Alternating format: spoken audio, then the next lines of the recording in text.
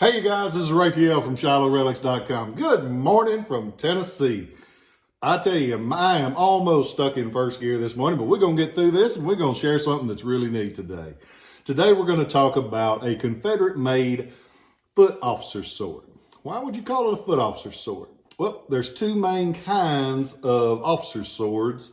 There are the foot officers, which are the lower ranking, like a lieutenant and a captain. Then you have the staff officers for the higher ranking cats. How do you tell them apart? It's very simple. In the guard of the sword, see this one? It has a floral pattern, and on the staff officers versions, it'll have the letters CS if it's a Confederate staff, US if it's a Union staff. When the war broke out, the Confederacy had to have swords, and some of them they patterned, well, basically all of them, they patterned after what they were used to in the Union Army. So this sword is a Confederate-made version of the standard Model 1850 foot officer's sword. Model 50s when they changed to this pattern. Doesn't mean that they were all made in 1850. It means that's just the model. They used it on up through the Civil War. They're very distinctive. They have the brass guard. This one, though, was made in New Orleans. How do we know it's made in New Orleans? It is marked, but even if it isn't, there's several traits that you can tell of a sword that was made in New Orleans. They're very distinctive. Thank you, New Orleans, for being so special. On the blade on this one, and he puts it on the back in a weird spot. It has this. It's the mark of a Grider Dufilho. Yep, what a name, a Grider Dufilho. Dufilho. You hear it pronounced and mispronounced several different ways. I've always called it Dufilho. He was a cat that was born in France in 1836. Comes over, makes his way into the Bayou, and in 1856 he's listed as a cutler. He stays in business at least until 1867 as far as we know. In 1860, he's registered as being at 21 Royal Street, or Royale Street, if you talk to those people down there in New Orleans. I love New Orleans, by the way. I hate what y'all have done with ruining your history and getting rid of your monuments, but what a wonderful city. I've always been treated kind there, and I hope to come back someday, and hopefully when I come back, y'all will have wised up and put those monuments back up, because it's a shame. Sorry, took a tangent there, but it's a tangent that somebody needs to take, because that's crazy. You wasted so much money on moving them statues out. If you'd have put it on putting some more walls around, you might not flood next time. Waste your money, that's what you get. Did I tell you my caffeine is slowly kicking in a little bit at a time? Today, we got that Dufilho mark. And most of the time when you see a mark on a sword, it's at the very base by the hilt. He didn't want to do things the normal way as far as he stamped them. They show up actually in the blade itself on down. This one is about 4.5 inches from running from memory from the hilt, which is odd. Most people don't do them that way. Very few of his are actually marked. Most of them are unmarked. And that's the way they happen. This one is in the fuller of the blade. And the fuller, like we've talked about before, is just the groove that goes down each side. A lot of times you'll hear it called a blood groove, blood fuller. Got nothing to do with blood. It started way back when as a way of lightening and strengthening the blade. I thought it was the other way around for a long time, and I was wrong. I researched it, said it on Roadshow one time, and I had every genius in the world say, "You're an idiot." And I'm like, well, I might be, but usually I'm pretty much on target.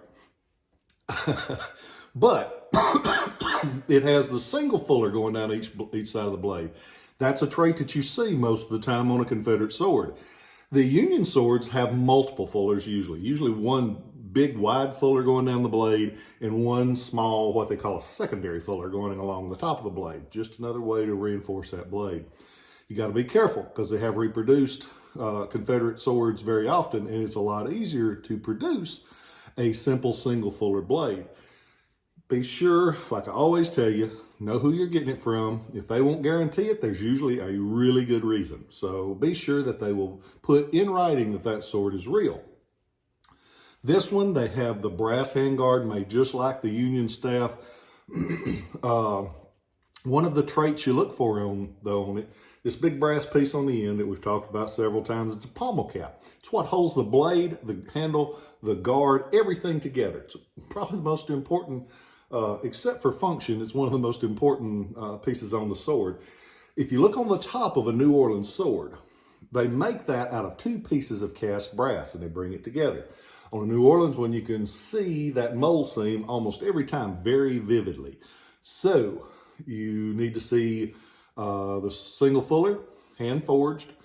Sometimes you'll see the Dufilho mark, not always. You want to see that pommel cap. And a lot of times on the guard itself, they make that hand guard out of 2 pieces. A lot of times you can see where they join that together. This one is finished really, really well for one of theirs. You can't see it as clearly, but a lot of times you can. One thing that makes this sword special is that it has the original scabbard with it. With Dufilho swords and a lot of those New Orleans swords, for some reason, the leather on those does not hold up very well. And this one, it has, what happens is they use that leather, and if that leather isn't treated well enough before it gets put onto that sword, it can dry out. And if all that's holding one of the pieces onto that leather is a little screw and the leather dries out around it, something's gonna fall off. And that happens a lot with these. A lot of times you'll see them where the lower portion of the scabbard, the brass piece on the end is referred to as a drag. A lot of times that drag is missing in action. It's because that leather dries, that one screw that holds it in place, gone. And so like many of them, this one has had the scabbard replaced. That just happens. A lot of people are like, well, I don't want it if it's got a replaced drag. It was a tool when it was made. They used it as a tool. It was not a collector's item in 1861. It was a tool. And it's just something, if a tool breaks, you repair it. So don't let that kill you. It has never bothered me for a piece to be repaired or restored as long as you know it and as long as it is priced accordingly. This one is both. Yeah, it's a nice sword. It's got a good clear mark. Most of the time that mark is a little blurred because you're putting that mark into steel. It's got the original scabbard, got that little repair, but it's a great sword. And if you go on to ShilohRelics.com, as of the time of this video, you can own it. You can have an original Confederate foot officer sword made in New Orleans from the famous Agruder Dufilho, a Frenchman, 1836 when he was born, because I make notes because I try to get this stuff right. Hope you guys are doing well. I have been amazed how many lazy people there are in this world. People are getting paid more to stay home than they are to work. That is insane. And all of us have seen the repercussions of that because you can't get seated at a restaurant. You can't get, I went into a Dollar General store the other day and everything that they had plenty of inventory, but it was sitting in the boxes on the wall because they had nobody that would come in and put it on the shelf.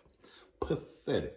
That one, that a government would pay people not to work, and 2, that people would let them do it. So I'm going to ask you something. I don't ask you guys for much. If you have that young lady that is bringing you your meal, or if that young man that comes by, or young lady that comes by to clean up that table, that you know could be making more money if they were sitting at home on their butts like so many lazy people are doing. If you see those people, be sure you tell them thank you, because they are earning it. And I respect anybody that earns it. You speak the same to the janitor as you do to the CEO. And if you don't, you need to check your life because you're doing something wrong. You need to thank those people that work hard because there ain't a lot of them anymore. So be sure when you see one of them that you tell them thank you. And you tip that little lady a little bit more, or that young man, because they deserve it. They're earning their way. They don't want to give it to them. I hope you guys are doing well. I hope you remember to be kind to those around you. Remember to say that you love those that you love, because you never know, it might be the last time you ever talk to them. I love you guys, and I'll catch you next time.